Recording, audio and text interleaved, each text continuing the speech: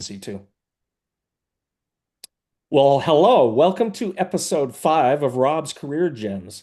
Today, I've decided to mix this into more of a conversation mode with Andy Ho. Andy and I have worked together for a while in various consulting and coaching work. And Andy has been a pretty parallel tracker in terms of my career path. He's a tech guy by trade, did some consulting, had a very diverse background, and eventually gravitated to leadership like I did. And I think our conversation together about career experiences and people that sparked the most growth will be very insightful for some of you who are on your own journey, regardless of what point you are in that journey.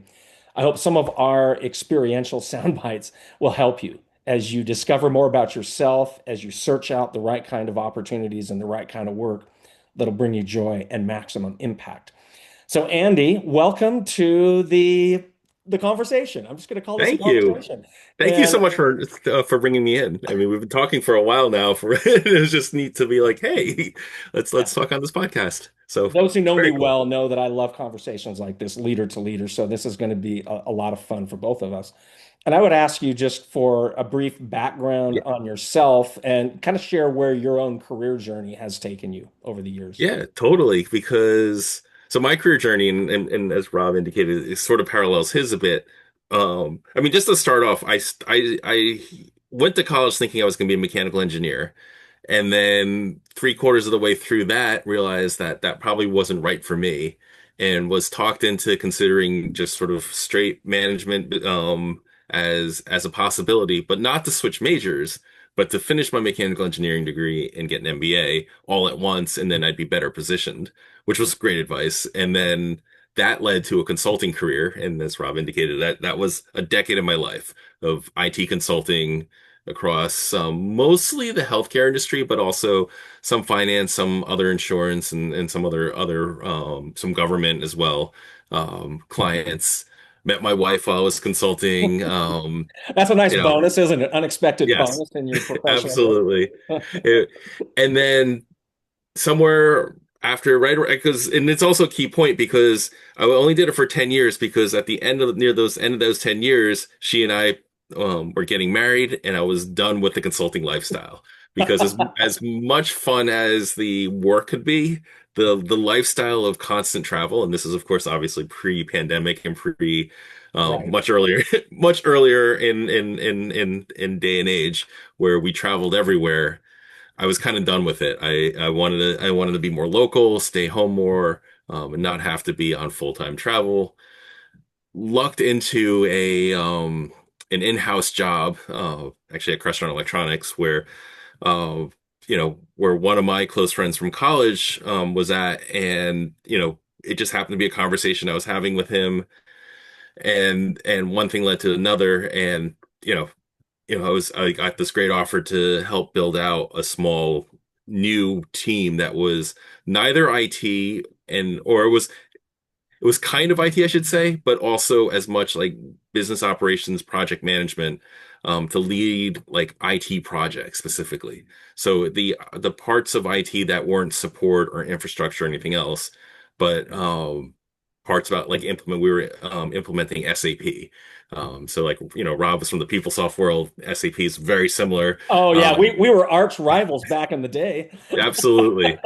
And and so it was like that, but also other like similar enterprise platforms of, you know, vetting them out, bringing them in, doing all the change management, all the training, hiring staff, hiring consultants, getting everyone to get along and helping to grow everything. So it was an amazing experience.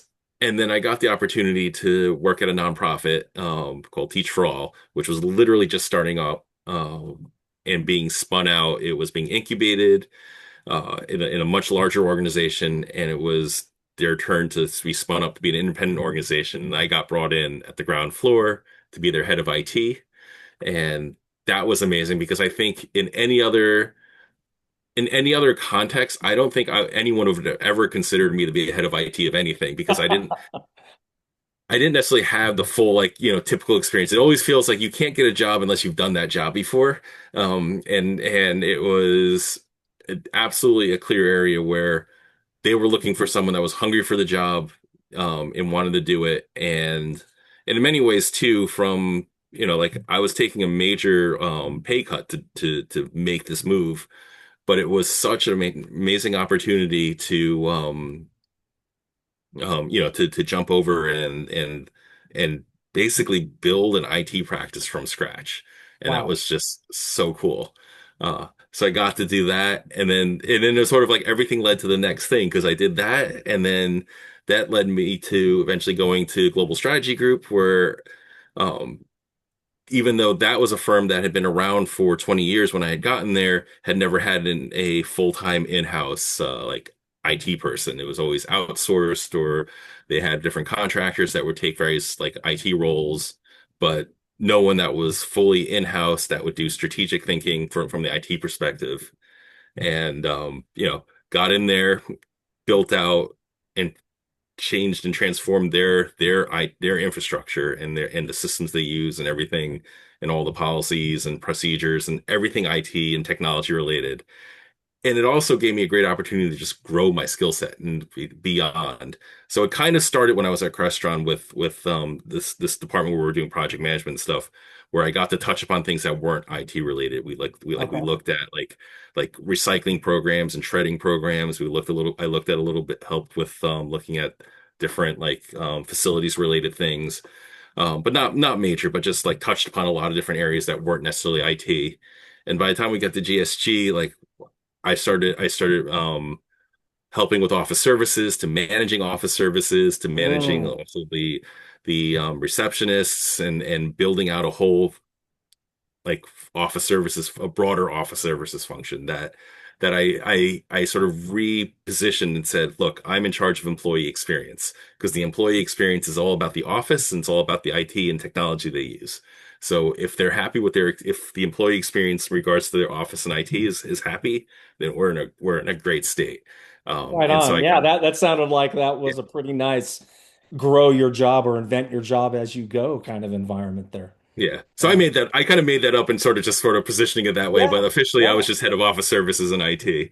Yeah, it's And great. then, yeah. And then now I'm at McCourt Global, where that actually led me to, for the first time, to actually have operations officially as part of my title, which is Okay. actually the big attraction when I got recruited to McCourt Global. It's literally the first time a recruiter reached out that wasn't specifically a role about IT, or Okay. just IT. Significant. That's a significant step forward in terms of how you were perceived in the marketplace Yeah, as a professional. absolutely. It was so refreshing that like I still remember, because like every you get headhunters reach out to you all the time, and it's always like, we have a new CRM, like head of CRM role, or Yeah. we need some IT project management for this. So either or so on and so forth, or there's another director of IT thing, and a lot of times I'm just kind of like, all right, I'll listen, or I know someone else that might be better for this. Yeah. But this time was the first time I was like, we have an operations and IT role, and it was leading with the operations, and it was all about the operations work that they were interested in. And I was like, like almost immediately, it was like, ooh, sign me up. This is very interesting. It resonated with you on a completely different level, it Yeah, sounds like, because you had acquired so many more skills along in that journey that now yeah, you could utilize them all in that right. role. In many ways, it's similar to when I jumped to Teach for All with the director of IT um, job, because it was like, again, like the idea that you generally can't get a job unless you've done that job before. And so when someone offers you something that immediately broadens your horizon, like Yeah. you're like, oh my God, yes, absolutely. I, I'm interested. I'm intrigued. Let's see how we can make this work. Well, and I like your willingness to embrace new skill sets, new challenging opportunities. You didn't just pigeonhole yourself onto the tech track or the consulting Right, track. And I think too many people do that in their careers. I think they limit themselves to a functional silo or an industry silo. And, the unbounded career is really where people find maximum joy because we don't right. know all of the capabilities we have within us, all of the potential until it gets tested. Right. And it sounded like you have very different testing grounds on each of your jobs as you went through your career, and it broadened your whole experience and ability to lead. Yeah, well, because like I think a lot of people, because because they stick with what's comfortable to them. Right. So they keep going back to the same things because that's what's comfortable. Whereas I have this tendency for good or bad to jump into things that don't make me comfortable, right? That That's are actually an endearing tendency, by the way, Andy. like Yeah. in many ways, like some people will be surprised that like that know me more recently, like when I talk about how I tend to be more of an introvert, or that I not exactly the most outgoing person. They're like, really? You are? You seem very outgoing in a lot of these things. And I'm like, yes, but all that is learned. All that is because I will jump into and do things. Like I Wonderful. never like even in your position, this in your little podcast where we're talking, like when I got to GSG, I got the opportunity to jump in and lead like some fireside chats. I mean, I got some cool ones where I got to lead fireside chats with, with a standing congresswoman, with the Yeah. Connecticut DA, like things that again, I never would have ever in a million years dreamed that would be something I got to do. And I certainly didn't have like I was just like, all right, I'm doing it. Let's figure this out. You swam in the current and you Yeah, actually were able to understand the forum, the audience, and what was needed and, lead accordingly. And I think right, that's a brilliant strategy for life, being comfortable going into things that maybe make you uncomfortable, also knowing or trusting your learning agility, and then also the ability to leverage past skill sets that right. might be relevant and snap those in. I do have one question for you. I think maybe to Yeah. start off, we have some seeding questions, and there's some that'll probably just emerge naturally in this conversation between us. But one of the things I wanted to ask you is this one, and it was who was the most influential person, or who were the most influential persons that allowed you to grow and develop and flourish in your career? What did they do? That's a good question I'm glad you said like persons because I Yeah. feel like because I feel like my career has been a series of incremental changes Okay. and jumps as opposed to like one single aha moment that was an inflection point that changed everything for me. Okay. Um, but I would say that the first major one that sticks in my mind is a manager I had in consulting, who in many ways was like modeled the sort of behavior that like that I kind of carry through to this day of like caring about the people that work for them, being their advocates, looking out for them, Mm. and you know, doing what's right for the team, which may or may not necessarily be what, the client wants or anything else, other external forces may want. It's not to say going against it, but finding a path where it's always going to be a win-win, not just like, which isn't necessarily what is being asked of you, but trying to figure out like, or you're asking this, but this has some detrimental things that aren't great. So let's figure out that win-win and do it that way. And so I feel like that person helped set the stage for a number of other jumps and mentorships that would come much later. But that was probably the first person that sort of set the stage of like, yeah, that's like when I'm a leader, that's who I want to be. Nice. Um, Well, that's a really beautiful entree into future experiences that you had looking for that third alternative or that win-win in all of the daily asks that hit your right. plate in terms of work. What else? You said there were multiple people. So There were who else? multiple people, and actually, I would just want to also note though, like I'm the type of person also to get a lot of good out of things that aren't necessarily the best situations. Because there's Yeah. also like a number of managers that I've had who I would categorize as not the best manager by any stretch of the imagination. And I may have been utterly miserable at the time, but even at the time that I was there under them and even afterwards, I tend to think critically of what about the things that they were doing that I didn't like and then try to resolve, okay, like how can I not be like that? Like or do things. Like micromanaging is one area where like I've had like even early in my career, like had to work for people that were extreme micromanagers. Oh, yes. And right and like thinking through like why are they micromanaging?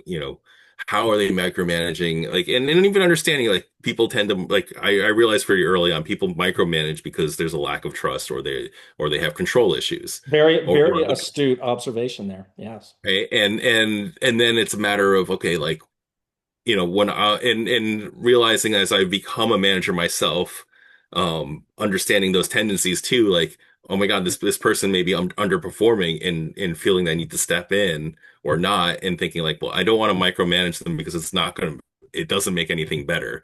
It makes things better in the short term or the near term, but it doesn't Right. change any underlying factors. So that has helped me think through more like strategically about, okay, if there is an underperformer, or if there is something that isn't going the way I want it, how do I want to manage it? And sometimes it's just a matter of, you know what, I just need to relax. Like, one of the areas where Yeah. I really don't micromanage and intentionally is, um like, emails. Like, someone will, or written communications. A lot of times, if someone sends me something to review, like, I'll fix grammatical errors, or things, or things that are objectively wrong or should be ordered differently.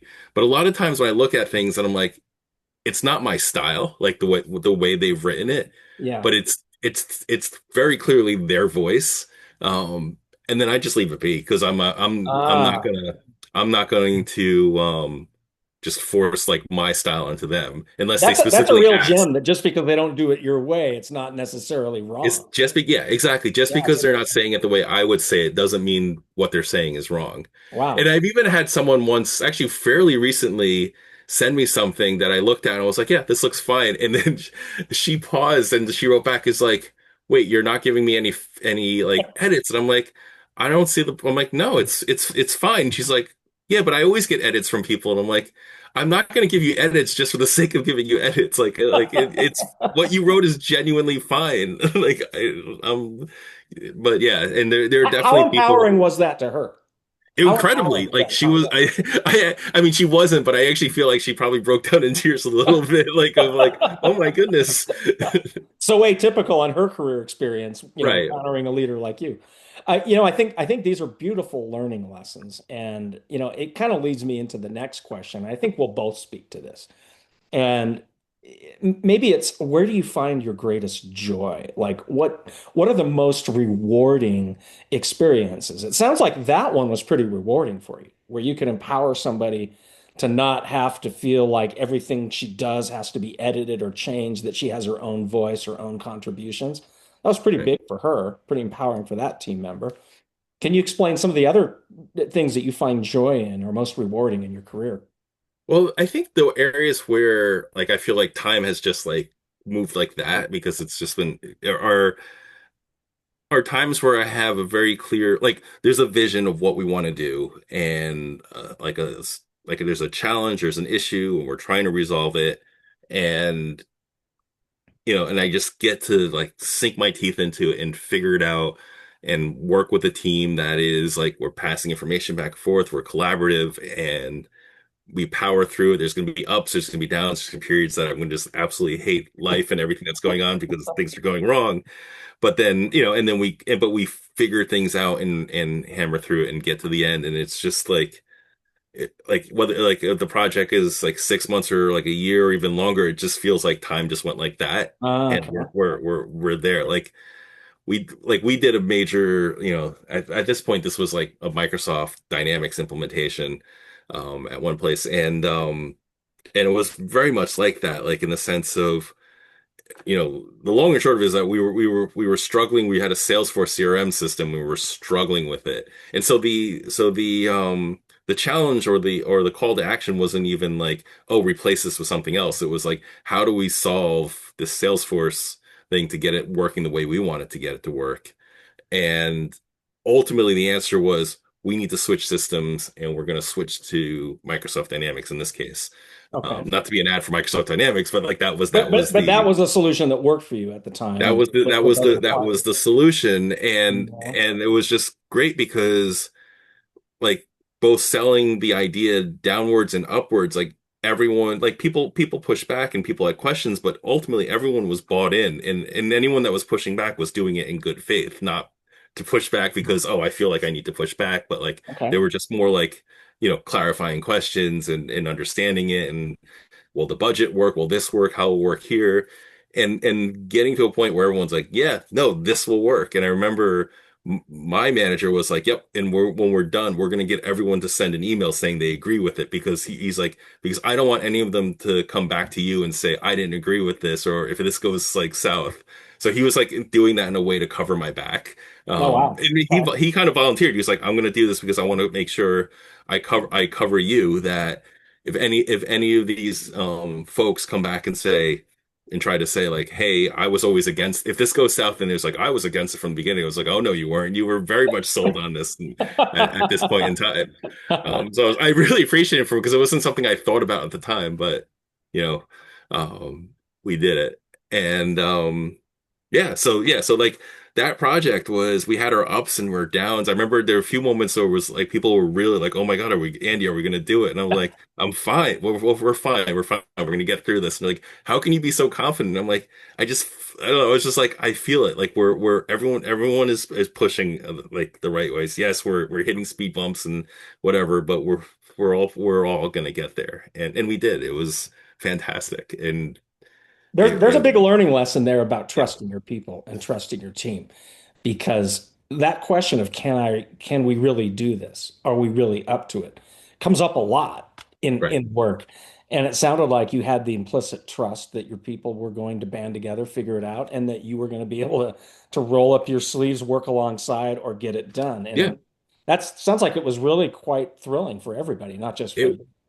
It was, and also it's not a blind trust, right? It's not Yeah. like, oh, Yeah. and like, oh, Andy's gonna trust, and it's blind. It's Like it's not an unconditional trust right. It's contract. not an unconditional trust. Yeah. Like it was like constant check-ins and talking, like talking by walking around was actually a statement that first manager I referenced would we used to say, like instead of necessarily just having formalized check-ins, like just walk around and talk to people randomly, like or just Yeah. like as you encounter them and get a feel, and you can tell that people were in good, like working the problems and coming up with ideas, and some things weren't working, but they weren't like frozen on the spot. They were already iterating to the next thing.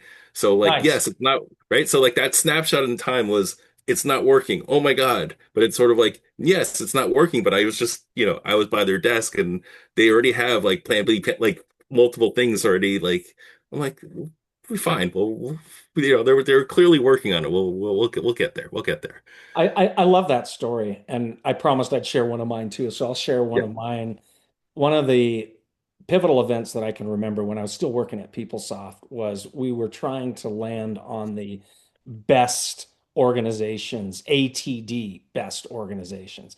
Back Right. in those days, it was ASTD. But every year they'd have this application process where if you felt like you were a true learning organization and doing, the utmost service to your workforce, you were going to try to get that recognition. And my boss wanted Right. to land PeopleSoft on that list for the first time ever. Right. So the process is quite involved. You have to apply, and ATD actually sends people on site to inspect your learning system to look and see how customizable and how flexible your approach is to meeting the needs of the workforce and taking your Mhm. company, to where it needs to go to serve your customers. So it was actually quite involved. And I remember one point in the application process, we were at the point of having the on-site visits. Right. And we needed to have a demo, but unfortunately, the demo was not working. And the team was kind of at their wits' end because most of them are HR professionals, and I was one of Right. the few people at the table that had had tech experience, right? Ah, And this was a yeah. technical problem to get the demo, to Yep. demonstrate the learning paths and everything. And so I sensed in one of those conversations that I could make a difference, and I kind of held my hand up and I said, "Boss, I think I can help you with that." I have never seen such a look of relief on the part of one of my managers, because it's like he was looking at the budget, didn't have enough money to pay a high-powered consultant to come in and figure it out, but he had a member of his staff, aka me, that had some technical experience. But I hadn't Right. used my technical skills in many years by that point, right? So I had to Yep. dust off the skills. And to make matters worse, it was written, the code was written in a language that I had never programmed in. It was in Visual Basic. This is going to date me. Oh, It goes yeah. way back in time. It was coded Yep. in Visual Basic. And so suddenly I realized that I just signed up for getting this demo working within, it was a matter of days. and I had to become a Visual Basic expert. So I talked to anybody I knew within the Yep. company that had Visual Basic skills. I got the manuals, and it was like cramming for a final exam. So I'm just like trying to master this stuff and get the code to work.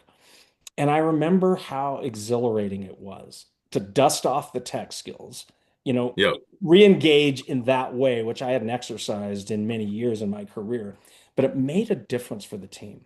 And I think that's what motivated me, what drove me to do that, is there comes a time in all of our working lives, it doesn't matter what position you hold, whether you're an individual contributor or a leader, but you just Right. know that I can make a difference in at this moment, at this time. And I sensed that for myself, and it made us as a team much in a much stronger position to win the day and to get on that ATD best learning organizations list.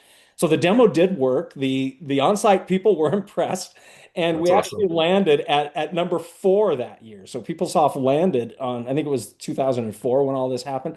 We Okay. landed on the best, learning organizations list at number 4 for the very first time. And I felt like I and so many others had stepped up and contributed at their best at key moments. And I think those are the things that have brought me the greatest joy. When we have a strong, trustworthy team, which you have Yeah. alluded to, and then also know that there's a place for every member of that team to make a significant contribution. That's probably Yep. what brings me the greatest joy. It's not this heroism or like, look at what I did. It's like, wow, look at where everybody shined. Look at how leadership set the stage for everyone to be successful and to accomplish a really significant goal. So I think that's what brings the most fulfillment.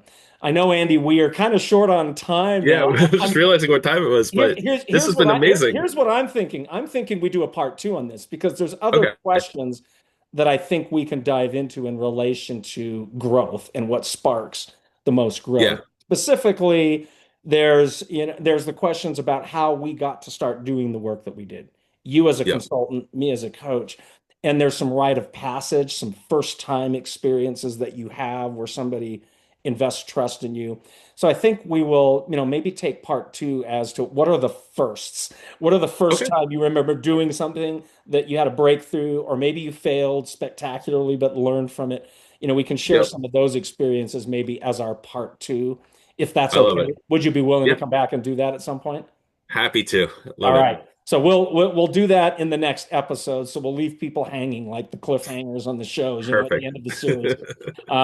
Thank you for that. Thank you for your willingness to come back and do the part 2. I'm going to go ahead and just stop for now and thank you for your appearance here and for the very stimulating conversation. Thank you so much for having me.